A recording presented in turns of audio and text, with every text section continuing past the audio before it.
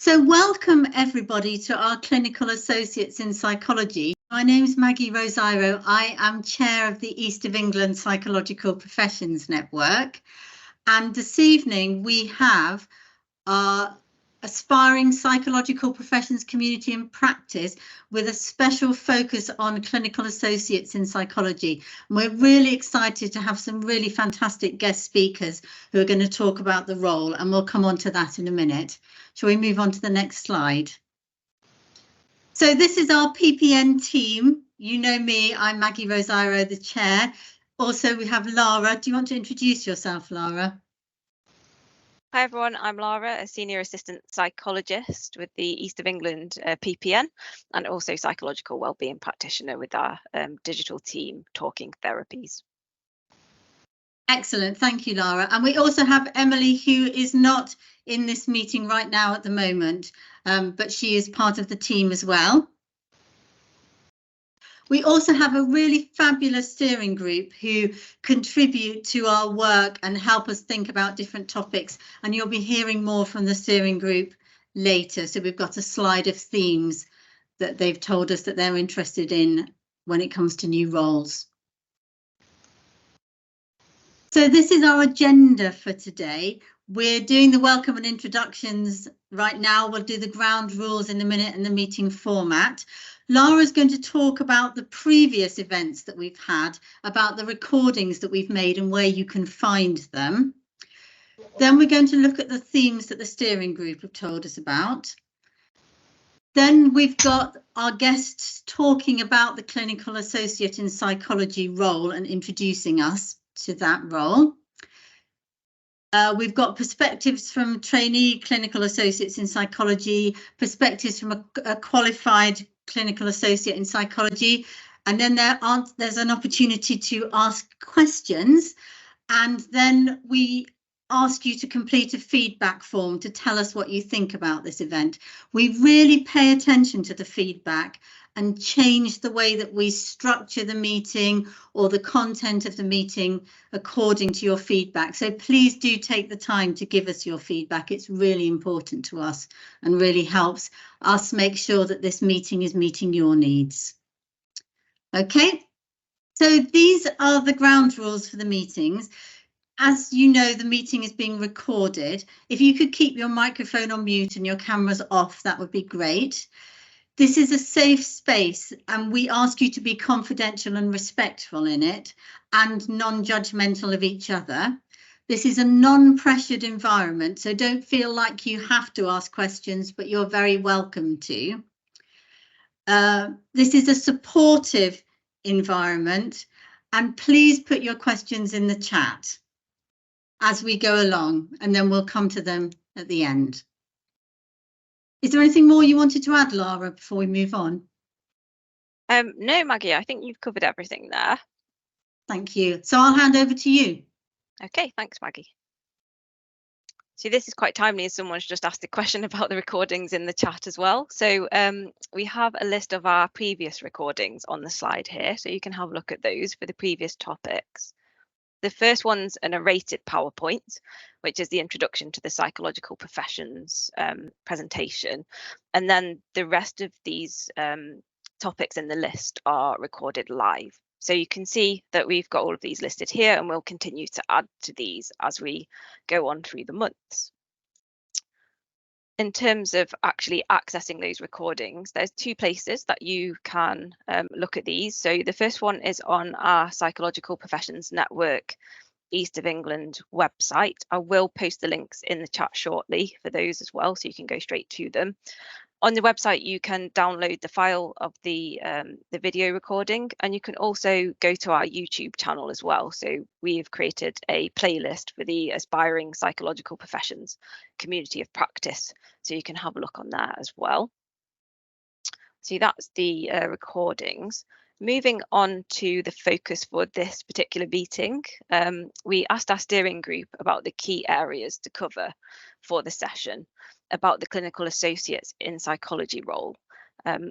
The points on here are the feedback that we got. So there were some themes around the training aspects of the role, the experience and qualifications required, also some more practical aspects of the role, like the pay band, how much of the role is remote and face-to-face, and what does the day-to-day setup look like as well.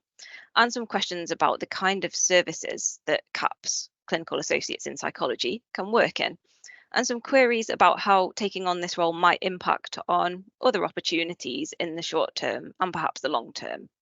So I'll hand back to Maggie now. Maggie's going to introduce our guest speakers who will talk to us in a bit more detail and answer some of these questions for us. Excellent, thank you, Laura. So first up, Paul, you're going to talk to us about the training course and about the CAP role more generally, aren't you? And then we have Harriet and Connie, who are current trainees, and then we have Himani, who's a qualified clinical associate in psychology, going to talk to us. So Paul, would you like to join us and share your slides if you're able to? Yeah, thanks, Maggie, and thanks everyone for inviting us along. It's great to hear about the series of talks that you already have, and it sounds like an amazing resource. So I'm kind of delighted that we, as a group of CAPS and representative of CAPS, can come along and contribute to that as well. I'll share my screen now so people can see a few slides.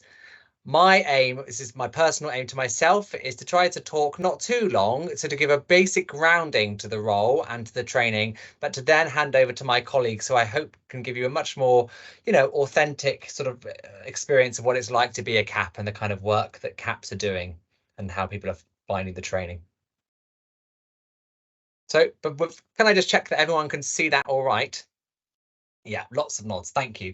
Yep. So my name is Paul Fisher. I'm a clinical psychologist by background, worked clinically in this region and elsewhere for many years. And I've also worked for UEA at many years at the University of East Anglia, where I currently run as a program director the CAP course at UEA. So I'll tell you a little bit about where CAPS has come from, a little bit about our training, or the training route generally, and a tiny bit about UEA at the end before I hand back over to Maggie. Happy to take some questions, probably better at the end, I imagine, or in the chat, perfect. Okay, so some very basic sort of fundamental information to start with. Let's start with the qualified role of a CAP. So all qualified CAPs will have a master's level qualification. And the CAP training is a master's qualification, and the role of a CAP in England is a band 6 NHS post. So all qualified CAPs are working at band 6 level at this stage. The fundamental, what a CAP is, I'll show you where that comes from in a bit more detail later on, but fundamentally a core part of what a CAP does is undertake clinical work within the NHS, often but not exclusively in mental health teams. And some of those kind of core things they do are psychological assessment, so assessment of clients and their presenting problems and needs, developing something called a psychological formulation, which we can think of as a way of making sense psychologically of the person's difficulties, devising psychological interventions, so ways of managing the problem that the person has, and then evaluation of their difficulties. But the other thing about a CAP is that the role is considered quite a lot broader than just one-to-one clinical work. So CAPs would expect that they would be doing training with colleagues, MDT colleagues, multidisciplinary colleagues in teams and others, consultation type work, service development work, and also evaluation and research work. So building on, qualifications and skills for undergraduate.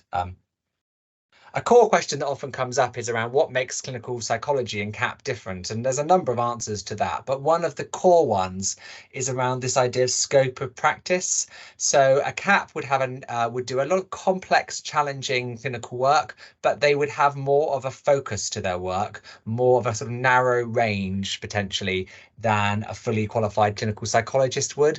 On the other hand, the work that they would be doing would be with complex clients, difficult presenting challenges, levels of risk, etc. So it's kind of complex, challenging work.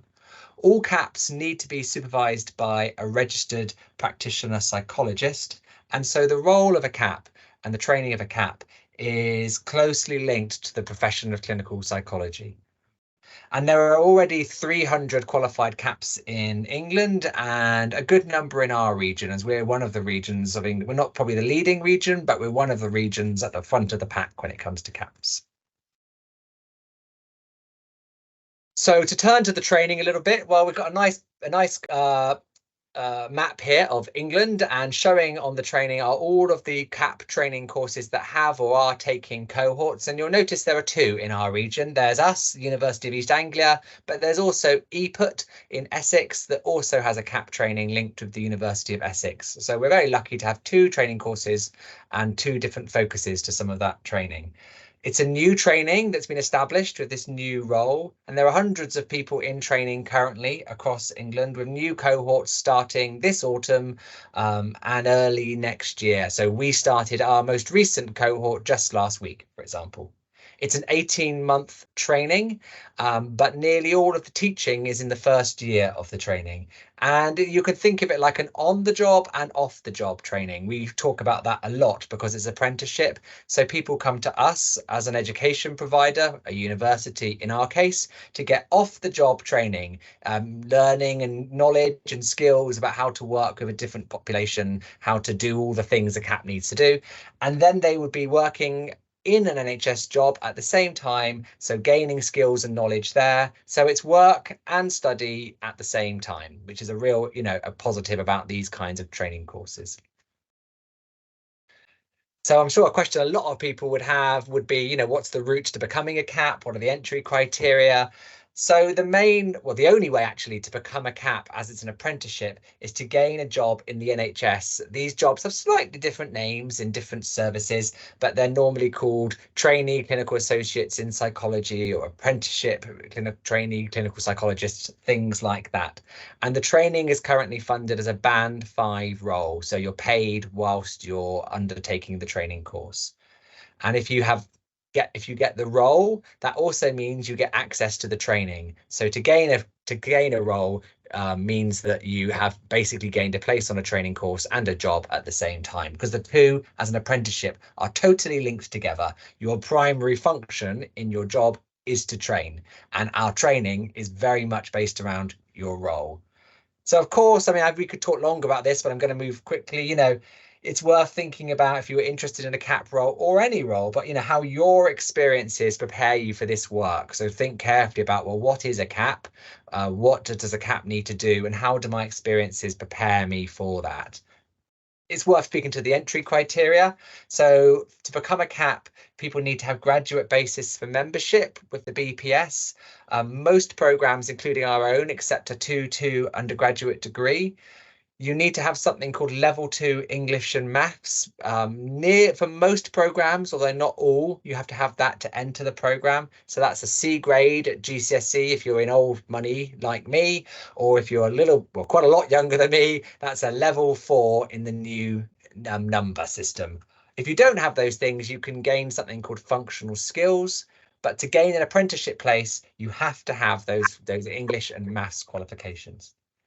You do need to have some relevant experience, but notice I put with lots to learn, because this is an apprenticeship. And so it's about people coming in needing to learn the knowledge and skills that the apprenticeship gives them. So whilst we want to see on entry that people have something relevant that they can bring and that they can apply that to the role and the job description, that doesn't mean that we are expecting people to come into CAP training with huge amounts of already established experience. We want to take people who are looking to train and learn through this opportunity.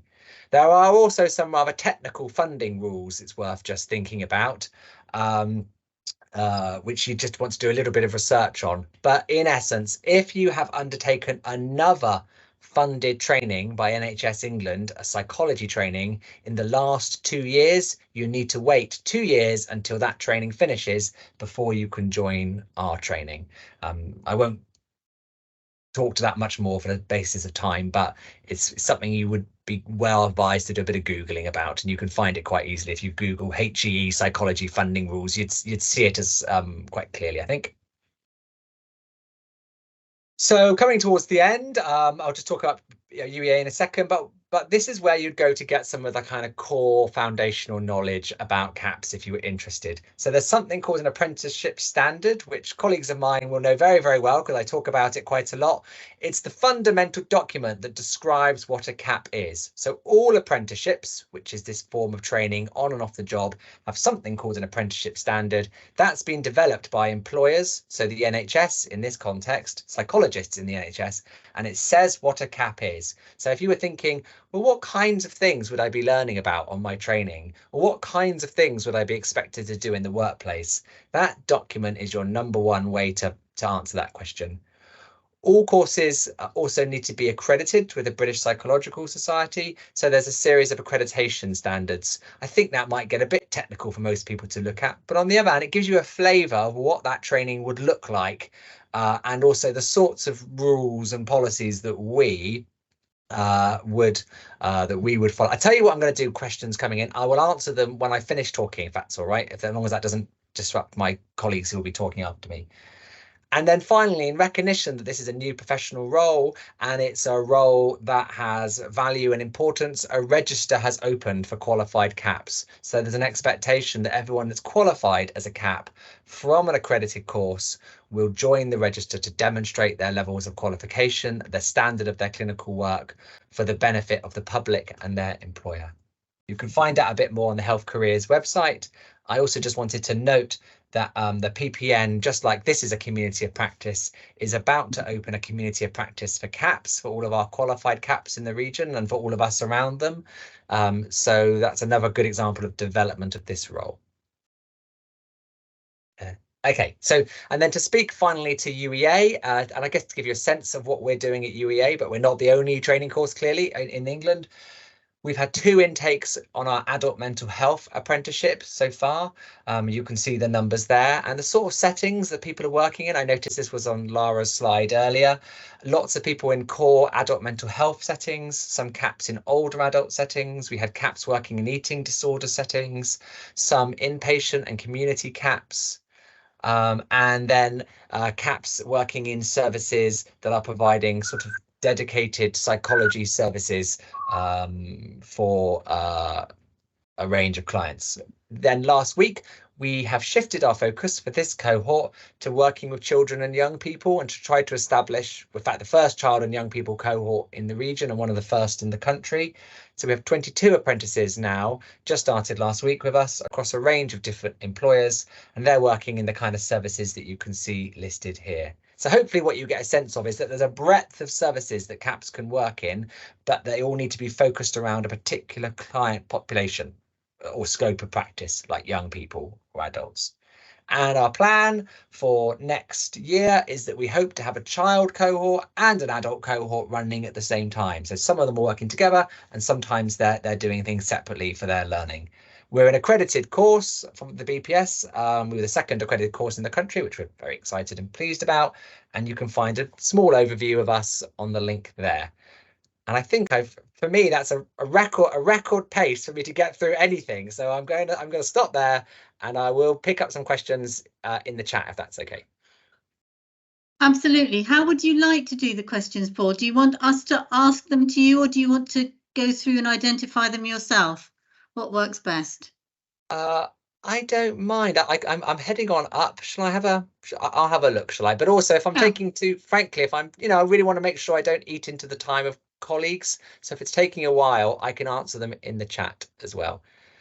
I think we're well within your time, so don't worry at all. A very rare moment for me. So there are a number of differences. I can see the first question was around differences between clinical psychology and CAP.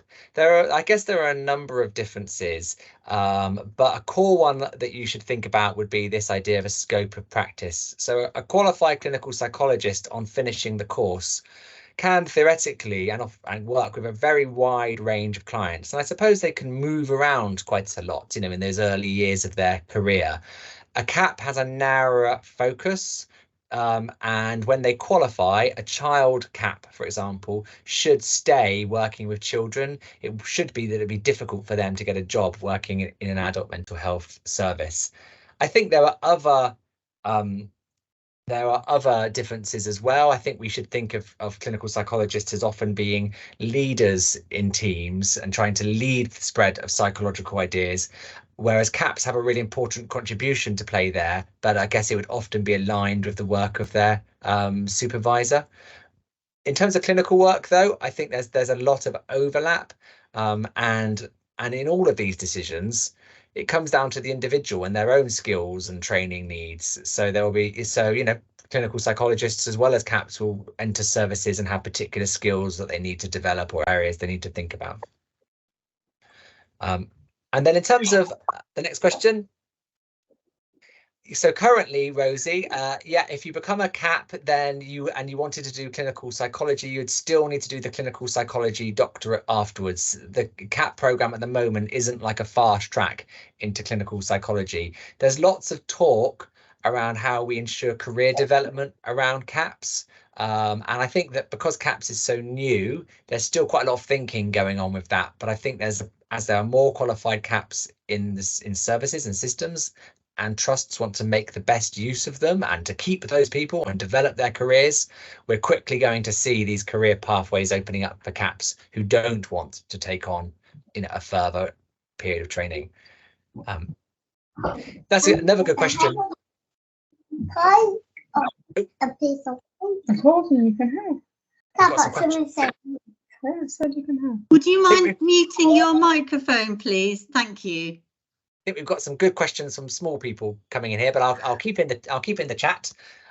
So CAP doesn't translate internationally yet, but I wonder if it will in time. And the reason it doesn't is because in some countries, anyway, many countries have master's level training to be a clinical psychologist. So, and I think actually there's quite a bit of similarity between, but also some differences between CAP training and master's level clinical psychology training.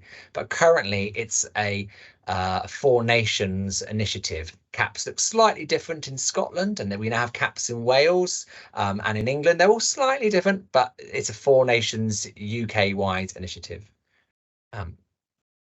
In terms of relevant experience, examples would be experiences in care settings. Of course, you'd have your classic sort of assistant psychologist type experiences, but other workers in recovery teams, IAP teams, care experiences. It's a similar sort of experience, I would say, as clinical psychology, but normally less of it, a bit earlier. And I think having been around recruitment into training, both CAP and ClinPsyD and PWP actually for many years, it's often about what people make of their experience and how they reflect on it and think about it and how they apply it rather than the amount of it. So in terms of applying for these roles, look on the NHS jobs website. Courses start around January, September, but others have other start dates around the year, but all posts will be advertised there. And yep, you can apply for an apprenticeship at any age. Of course, you've got to have an undergraduate psychology degree. So unless you were a child genius, you're going to be about 21 or up. But yeah, there's no age limit on when you can apply for an apprenticeship. Yes, you can be in neuropsychology fields. It really depends on the employer and the post that they have, and then making sure the employer and the training provider that they link up. But there are already CAPs working in physical health services, CAPs working in neurodevelopmental services and neuropsychological services. CAPs are working in a wide range of settings already across England. I think I'm probably just about there, and I think I'm going to pause and hand over if that's okay. Excellent. We might come back to some of the remaining questions at the end, Paul, but that's a really good call on timing. Fantastic. Thank you. Thank you. I'm now going to hand over to the brilliant Connie and Harriet, who are going to talk about their experiences as trainees on the course. Thank you, Maggie. Thanks for having us. It's really great to be here. Can you hear me? Yes. Yeah. Okay. I'm wondering if we should introduce ourselves first, Connie. Yeah, go for it. Yeah.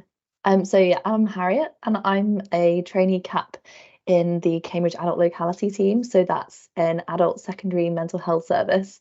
So that's working with people with complex and repeated trauma. And I'm just about to come to the end my training quite soon.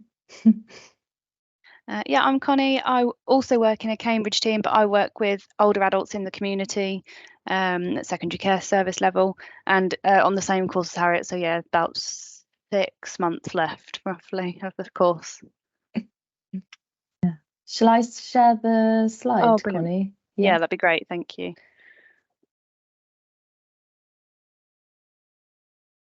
I hope I do this right. Sorry.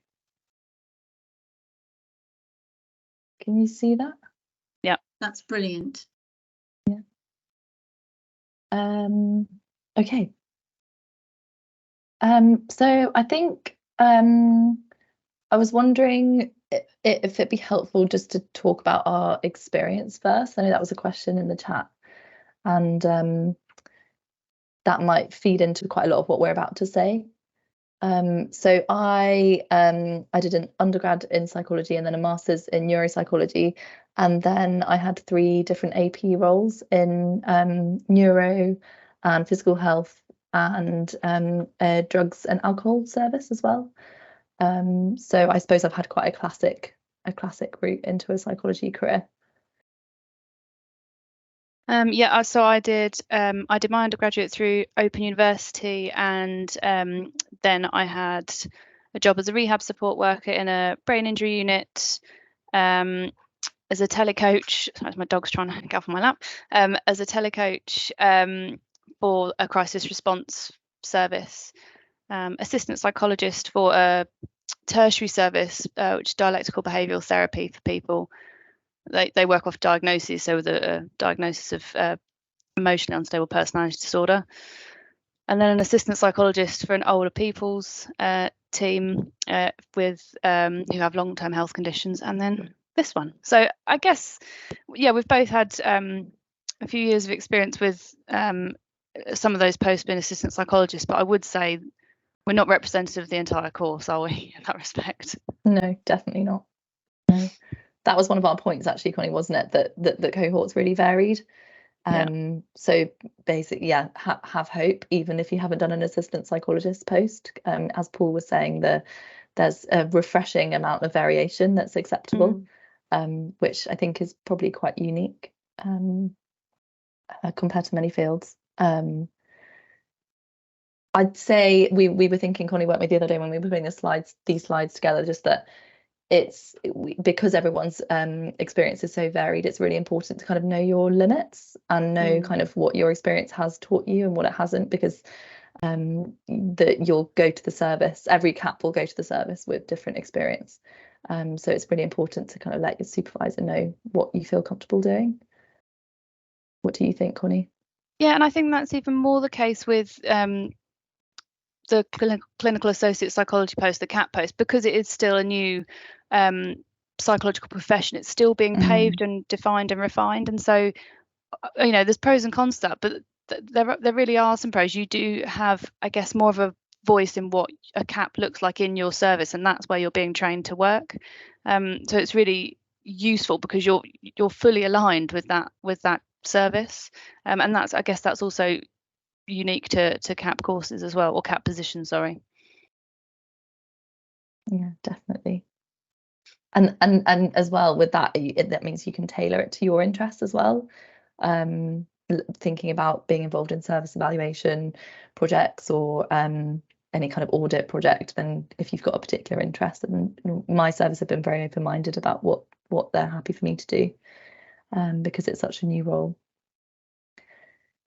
Yeah, and I think Paul mentioned it earlier about the competencies. There are the clinical competencies of the assessment, formulation, intervention, evaluation, but then it is the wider aspects of the role as well, and they all come in these standards that there was a link for, about the 12 duties. And thinking back to sort of my previous roles as an assistant and as other roles as well, you do some audit work and things like that, but I feel like you're more involved in a wider team working, and the kind of audits and service development projects you're taking more of a lead on, and they're perhaps more specific to the service again. So I think there's a lot, it feels like a notable step in sort of the progression you can make and the responsibility you have and the autonomy you have. I would definitely agree with that, Connie. It feels very different to the assistant psychologist roles I had. I suppose it's kind of speak to that top left, where it's a role in its own right. I have the feeling in our service, and that's even though it's I'm the first, one of the first caps in the service. It feels very much in its own right, and we're not kind of it's complementing the work of the psychologist. Yeah, nicely, I would say.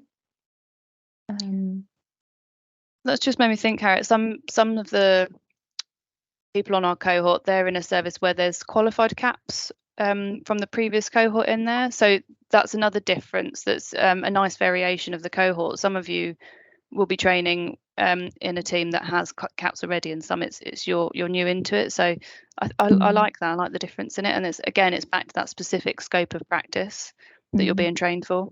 And I think what links to that, Connie, as well, is it's kind of your training is very tailored to your skill set as well. So for instance, even there's 3 caps in the service that I work in training, and we've all had a very different learning experience because our supervisors, it's part of the scope is to kind of tailor the training to everyone's skill set. So sometimes I've done joint cases and sometimes just recorded, or sometimes not recorded, depending on where I am in my training. It's been very dynamic, which feels quite refreshing. You kind of notice which areas you need to work on a little bit more, but also which areas you're feeling a bit more competent in. So it's very fluid, and depending on what your confidence is, as well as your skill set, which I found quite refreshing, kind of less structured. Yeah. Moving on to sort of a slightly different part of the course about what the course is actually like. I think it was on one of Paul's slides about sort of that balance between the academic teaching and the study and the on-the-job work, the in-placement time, and it was fairly evenly balanced, sort of study being incorporated into your academic learning. Weeks for the majority of the first year were half and half, weren't they, off the job and on the job? Yeah. So your week in some senses you can predict a little bit what you're going to be doing and where you are and things like that. And then this last 6 months is almost completely in placement, with a few study days and teaching days. Yeah. So and your caseload builds up. So you do have complex, you work with people with complex difficulties throughout, but as you develop and your understanding and knowledge develops and your time available increases, you can work with more of that complexity. Yeah, and I suppose that's very service dependent as well, isn't it? Some of our colleagues are working in crisis services, so they may only see someone in the first kind of 72 hours, I think, when they're there. Yeah. But for instance, in our service, I deliver 20 sessions of CBT, or like using a mix of models as well. So again, that's very service dependent. So yeah, I'd advise everyone to kind of look into the job description for that particular service that they're applying to. Yeah, and I think one of the sort of questions from the steering group was about sort of the practicalities of remote and office working, and it just varies so much. Some people are working on wards, some people in communities, some people do home visits. So for myself, for myself, I do a mixture of in clinic appointments and then home visits as well if people can't get to the clinic.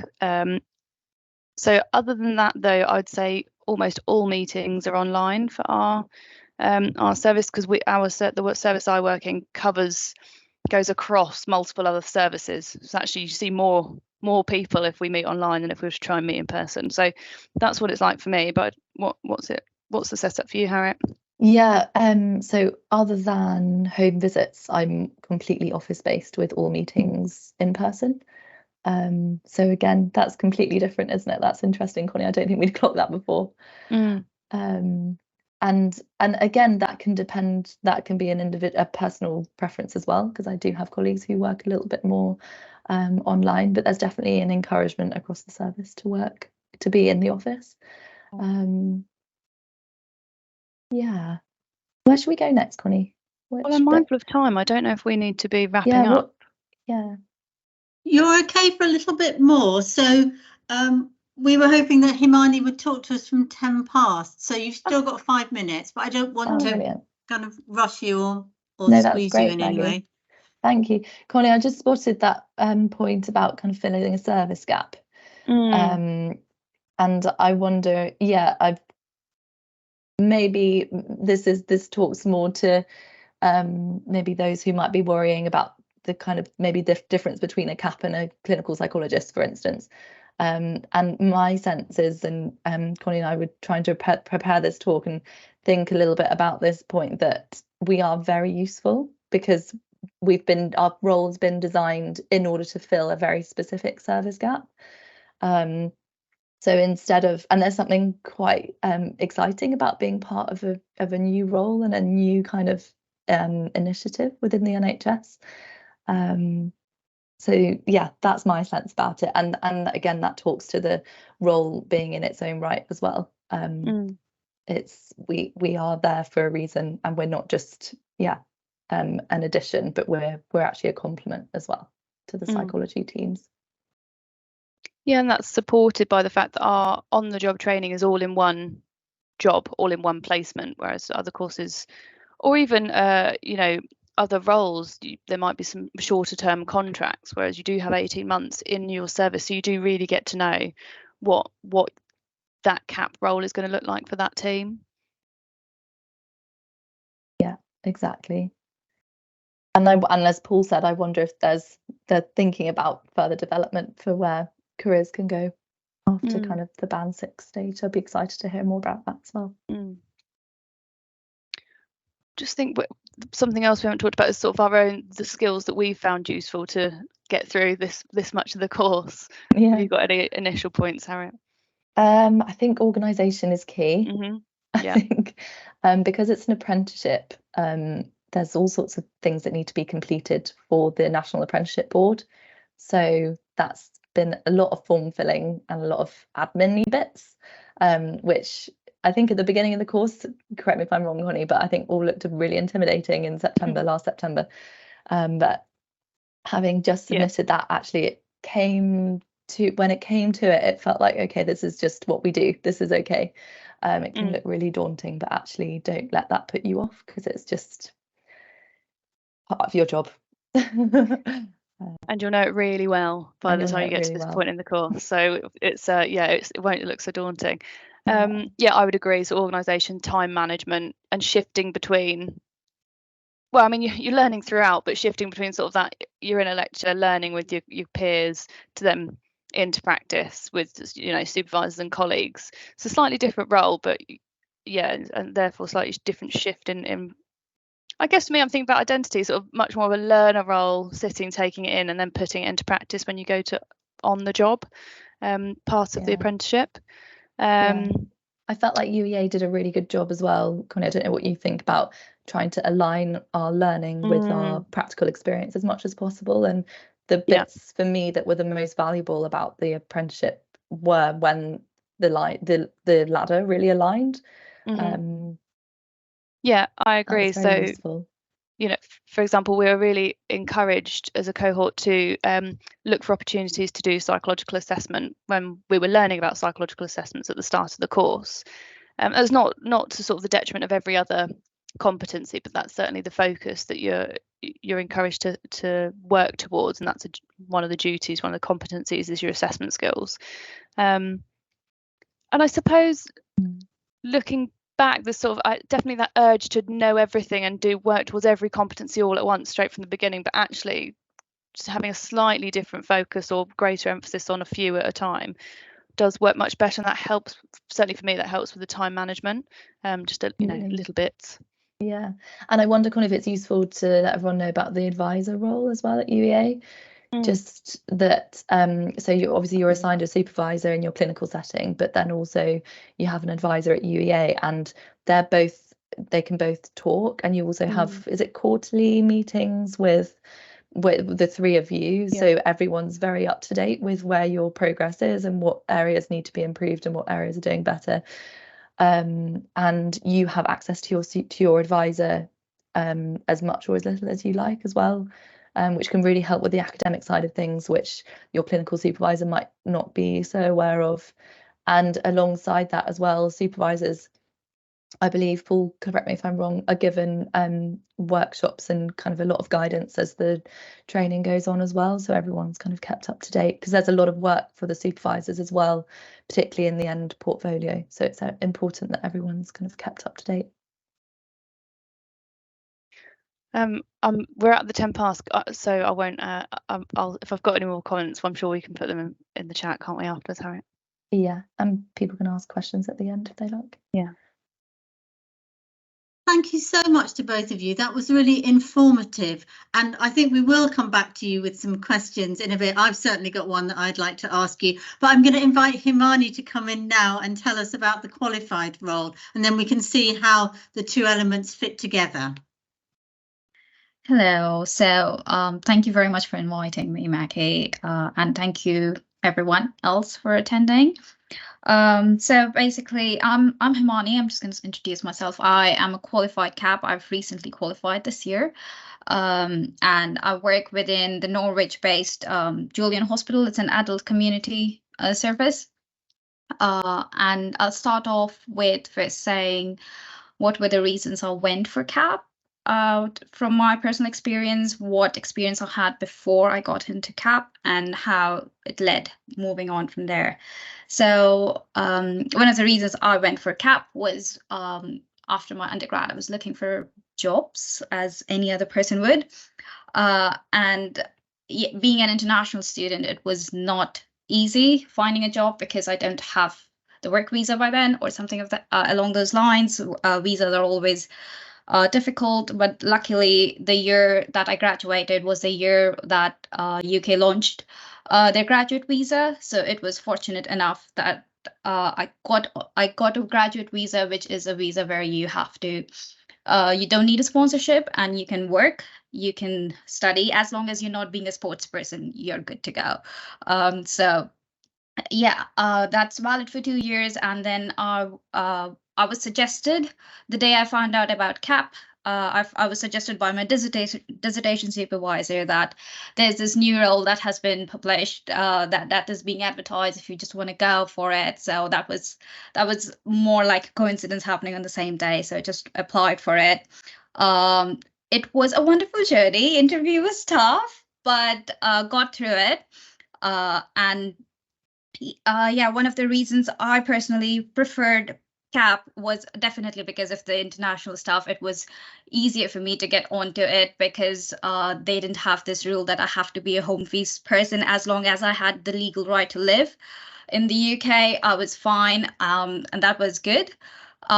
Apart from that, the other reason was I'm more of a clinical side of a person. I don't like the admin leadership kind of the thing, which is very big when it comes to clinical psychology. When you're doing a doctorate, you are focused on thesis, you are focused on research and all of that stuff. You have to do lots of team-facing leadership skills. You have to do all of that. And I'm not a very admin kind of person. I prefer doing the clinical side. And when you are a band 5 or a band 6, you if you have seen any NHS job plans, you would see that band 5 or band 6 is usually 80% clinical work and 20% admin work. So that was something that really that I really liked, and that pushed me more towards CAP because I prefer the clinical over the admin sides. So yeah, those were the two reasons that I went for CAP. The skills that I learned throughout my training and that I'm still using a lot, and I really use them almost every day. I cannot go do my work without these skills, would be first doing the usual work, which requires like what Paul said, the core work, which is assessment, formulation, intervention, all of that stuff. And the skills that you need to do your clinical work, the most important one would be Socratic questioning. For someone who doesn't know what Socratic questioning involves, it's basically it's called guided discovery. You basically help the clients see the answers for themselves. You don't tell them what the answer is. You're not the one leading their lives. It's something for them to figure themselves out. So you just help them and you guide them through the process of finding their answers. So this is something that has really stuck with me, and I find it really helpful to be using it in my sessions, and that's something I really have enjoyed a lot using. It's difficult. I have not done very well when I first started with it, but it's something that has really stuck out. And as Connie and Harriet said, organization is very important, especially during the training and after the training. You have so much going on. I have been a kind of person who wants to do everything, like take on more and more cases all the time. And my supervisor would always be like, Himani, calm down. You need to also focus on yourself. You need to relax.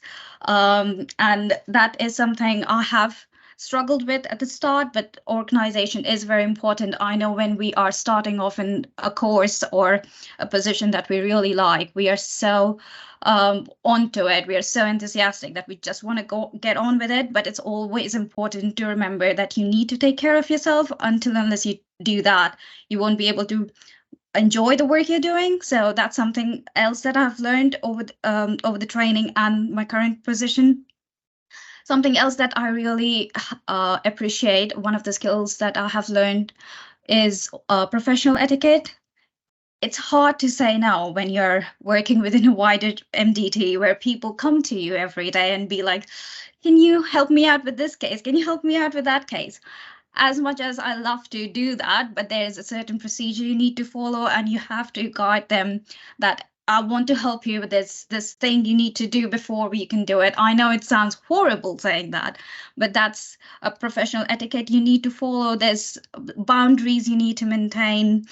There's 9 to 5 working hours. I was one of the people who was working up until 7 and all of that stuff. My supervisor was very much like, Himani, you need to stick to your schedule. So something like boundaries, something which we probably wouldn't think of. We really do need to think about them. We really do need to take care of ourselves, because we can't contain people we work for until we are contained ourselves. So these are the things that I've really taken on a lot because of the course and because of this position. And yeah, before I came onto this course, I was an undergrad. I was doing my undergraduate degree. While I was doing my undergraduate degree, I was a support worker. So for my second and my third year, I was working as a support worker. After my undergrad degree, I applied for this position and I got this position. So I don't have the assistant psychologist position to compare it to. I don't really know how it's different to an assistant psychologist, but I would think from what I have seen in my service, what people do, it's very clinical based. It's not as data based. And if you are interested in data, if you are interested in doing service evaluations and all of that stuff, it's okay, because like Connie and Harriet said, you can make the role the way you want it to be. It's just about speaking what your interests are, letting your supervisors know, letting your line manager know. So yeah, CAPs are quite a role in itself. You can make it the way you want it to be. It's very much tailored according to your interests, and I would really advocate for it. So coming back to what my day-to-day work looks like. So basically, as a qualified person, we hold a caseload of 10 to 16. 16 is a lot. I wouldn't recommend, but yeah, 16 is a lot. Currently we have something around 10 to 12 in my service, at least. I don't know about the other services. We have the caseload around 10 to 12. You can have where we would have 2 or 3 sessions, clinical sessions each day, but we also have to focus on team-facing work. So we also do psychology case discussions. When I say psychology case discussions, that would be where the wider MDT are struggling, or they have certain kind of cases that they think psychology could benefit from. So they bring it to the psychology team.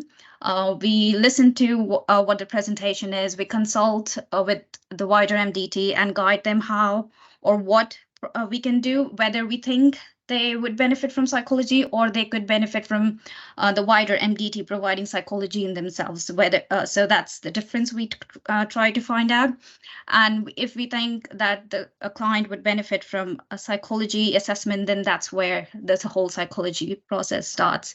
So that's one of the things we do team facing. We also have team meetings to attend. We have psychology team meeting and our own team meeting. So I work within City 1. We have 3 teams within my service, so I work within City 1, and there are the 2 teams called City 2 and City 3, fancy names, but anyways.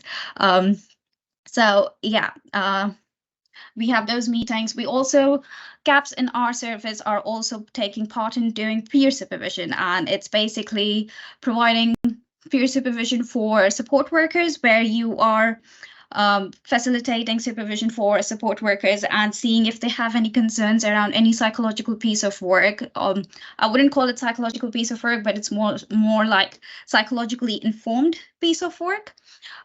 So they kind of, in our service, we have workbooks. So when we say workbooks, it's basically psychoeducation, and psychoeducation is basically theories, saying very much theories coming from what we are aware of from research, common knowledge that people have done lots and lots of research about, and we all compile it into a workbook. We also put in some skills, so some skills and strategies from certain therapies like CBT or DBT or ACT or anything of that sort. We put all of those skills, some of those skills that the support workers could help them. So that would be like the frontline work. So we support the support workers for being able to help or deliver some of those works around with the to the clients. So yeah, that's like my day-to-day breakdown. It sounds not so very hectic in my mind, but let me know if it does to you. And when it comes to service, my service in particular has, we received like a range of presentations. We have presentations of, as always, depression, anxiety, that definitely goes along with it. We also have trauma. We have people who have had complex PTSD or one of PTSD. We also have people who have the diagnosis of EUPD, BPD, antisocial personality, or paranoid personality. We have people who have psychotic symptoms. So we have a wide range of people who come within our service, and they're all secondary mental health services, secondary mental health needs. So we deal with those kind of presentations. We work with different kinds of modalities. We work with CBT, DBT, ACT, CFT, schema-focused, EMDR, all of those things. I don't think I should be getting more into the depth of it because that'll be a lot. It'll be time taking. So yeah, that's this kind of service. There's lots of remote working. People can choose what kind of modes they like to work on. I usually prefer asking the clients what they like to work on how they would prefer to work. So that's my way of going. A few people might have their own way of going. It's each people have different preferences, so it's about keeping that in mind. Yeah. And service improvement projects, like I said, we can take part in whatever we would like to take part in. We can be vocal about it. If you want to talk about it, raise it with your line manager and take part into your within your service. I'm personally in part of developing a workbook for this wider team that they can use. So I'm working on a CFT workbook. Yeah, don't think that was important, but I just wanted to throw it out there. Yeah. Rani, I might have to jump in and stop you. You're providing some absolutely fabulous information, and really, I think, showing the diversity of the role really well. And I'm just going to jump in because of time, not because I want to stop you, because you're really doing a great job. Do you mind? Is that okay? Go for it. I was thinking I would only need 10 minutes, but turns out not. Well, it shows what a great role it is and how much there is to say about it. Absolutely. I'm just going to ask you to answer this question in the chat for you, which is about being funded as an international student. Can you answer that in a nutshell? Was the CAP funded for? Yes, it was. So basically, it's an apprenticeship. So what happened there was, as my contract said, as long as I have lived in the UK for 3 years, by the time I started my apprenticeship, I would be funded and I would be classed as an apprentice. So that was fine. And what visa is does it come under? So it is not a student visa or a tier 2 visa. It's a graduate visa. So it's in the middle. You don't need a sponsorship to go on to work basically in the UK. Tier 2 is a work visa, and student visa is a complete different thing where you can't work and where you can only work 20 hours a week. So that's a different thing. Thank you. And I think people can look it up now they have your guidance. So thank you about that. Harriet and Connie, there was a question about what really attracted you to the CAP role. Why did you choose it? I'm happy to go first, if that's all right, Harriet. Thanks, Connie. Yes, please. I think I wanted to feel a sense of progression. I sort of tried out some various roles in different services and felt like I wanted something a bit more, something slightly more responsibility, slightly more autonomy, slightly greater work, wider facing work, I guess, as Imani was saying, with the rest of the colleagues from other disciplines. And there are elements of that in previous roles I've had, but I felt like CAPs, a CAP role offered that more. And I really liked the fact that it was, you're doing on the job and off the job work the entire time. So you get that learning and you get to apply it straight away every week, which I really like. I would completely relate to everything that you just said, Connie. Also, I considered doing the DClin Sci for clinical psychology, but as someone who would rather not be focusing on a thesis for 3 years, this suited me really well. I hope that's okay to say. I think that fits in with some of the questions that have been, so thank you very much for that. Paul, I was going to ask you, there have been some questions about career progression, and obviously the CAP role is so new. I don't know what we can say about career progression right now, but I don't know if you wanted to say something or your thoughts. Sure, yeah, I will do. Firstly, you're absolutely right. CAPs are very new, and so a huge amount of effort and thought went into establishing the training and the Band 5 role and establishing the Band 6 qualified role. And now we have an ever-growing number of people in Hermione's situation of being a qualified CAP in teams. I think it's increasing the need and the pressure to kind of think further about qualified CAPs and career progression. Some examples are there are CAPs who are already working in more management type posts in the NHS. So I can think of a CAP who's working as a Band 7 team manager, which from where I sit, I have to say is a very, in some ways it feels a bit sad that they might do less clinical work, but I think it's a very attractive thing to think that someone who's got a good psychological training and who can think psychologically and make sense of clients' difficulties psychologically could lead teams in the NHS. So I think that's one likely route for career development. Conversations are happening about how do we start to establish senior CAP roles? What would the competencies of they be? How would you get them? It still requires quite a lot of thought, that. And then I'm going to tackle the other questions that have inevitably come up, Maggie, about ClinSci-D and would you apply for CAPs if you want to do ClinSci-D? I guess I can't answer that, but clearly, I'm sure some CAPs will move off into ClinSci-D within time. It will need to be 2 years after the course finishes because of the funding rules. But what I would say is our intention and the intention of those who've developed CAP is to develop a workforce of CAPs. So we know that as all of us are progressing our careers and moving around, aren't we? We know that some people will move off from being a CAP. But our intention was never to create another pipeline into ClinSci-D. Our intention is to create a clinical associate role in the NHS. As Harriet and Connie said, this is a needed role. There's a clear place for this role. So we know some people will move off, but our plan is to develop a profession and a training that creates what the NHS needs, and hopefully there'll be sustainable routes for those people to grow their careers as CAPs. So I can understand everyone makes their own individual choices, but we want to create and value CAPs in their own right. Thank you, that's really helpful. And also I wanted to acknowledge the fact that actually we really welcome people from diverse backgrounds to come into the role as well, don't we? Yeah, thanks. It's really important.